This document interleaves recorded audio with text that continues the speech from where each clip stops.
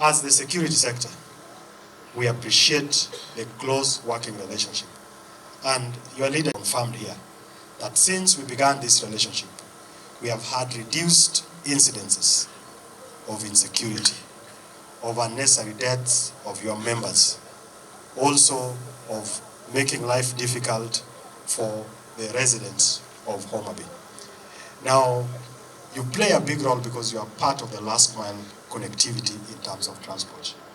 I want us to have a very cordial relationship with our chiefs, with our assistant chiefs, with our police officers, with our OCSS, so that you help us with intelligence, with information, so that we weed out any few characters that might be existing within the sector that would otherwise tarnish the good name of bodaboda sector. Petty offenses, tukitoka hapa, nyinyi kama viongozi, mweleze wanachama wenyu, waende kwa police stations.